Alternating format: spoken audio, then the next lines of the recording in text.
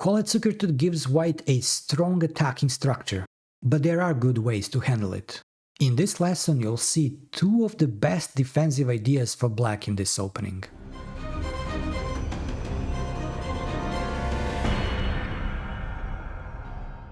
First, let's set up the typical Colle-Zukertort structure.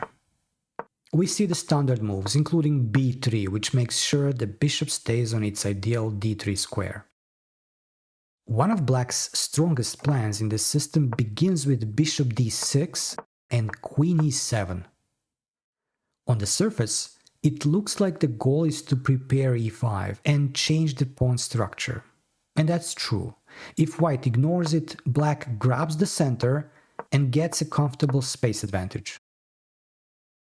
One way people deal with this is by playing c4, which pressures the center and discourages e5. It transposes into a queen's gambit type structure, with the knight a bit passively placed on d2 instead of on c3. By the way, a lot of people on YouTube teach this opening with an early c4 included. I just want to say that although playing c4 is fine, it definitely isn't part of the Colle-Zukertort system. So, to stay in true Colle-Zukertort territory and also stop the e5 idea, white plays knight e5.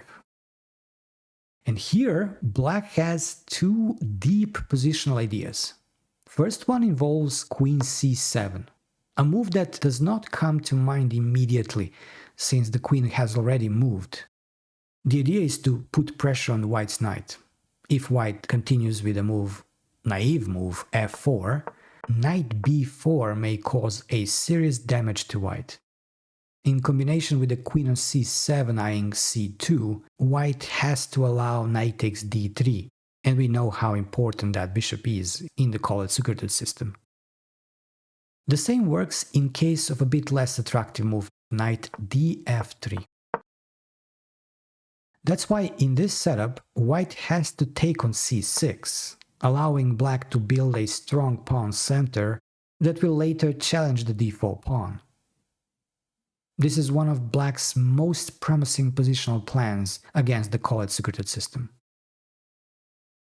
Just pay attention to this little nuance. If black played queen c7 before queen e7, white wouldn't have their knight on e5, so there would be no need to protect it. With an early queen c7, white could even take on c5, and then possibly on f6, weakening black's king's position.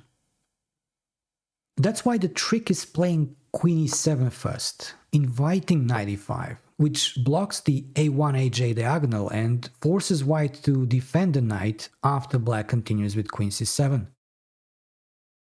Now let's look at black's second strategic idea, starting with c takes d4. Queen c7 is still possible, but the real star of this plan, the move I've always found one of the strangest strategic ideas in chess, is bishop a3. Just look at that move. At first it seems completely insane. White has a dark square pawn in the center, their bishop should be the bad one, and yet black is the one asking for the exchange.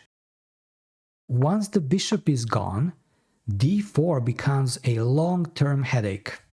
White has to cover it with c3, but then that pawn itself becomes a target, and the c-file opens up perfectly for black's rooks. The pawn structure shows that white's chances are on the king side, so they shouldn't wait too long to push f4. Now, an idea such as a5 followed by a4 is definitely interesting, as well as playing rook ac8. But in this lesson we will continue with rook fc8. The idea is to later move the bishop back to e8, where it does not rely on the f6 knight for protection, and also helps guard the f7 pawn. Now, in one master-level game, white played a reasonable move queen e1. The idea is to protect c3, while getting ready to join the attack along e1 h4. In that game we had knight e7, but I really liked queen a5. It emphasizes the weakness on the c3 square and does not allow white queen to move to the king side. It also kind of prevents white's c4 option, as it leads to trading queens, which favors black since white has more weaknesses to take care of in a potential endgame. If white continues aggressively with f5, it might look scary, but there is nothing to worry about. Black can simply take on e5 and play knight e4. If white responds with bishop takes e4 and queen takes e4, we calmly capture on f5, followed by rook takes c3. The engine says minus 0.2, but honestly, I already feel a bit embarrassed talking about an opening idea and we are on move 20. Leave a comment and share this with anyone interested in learning how to play against the Colle-Zukertort.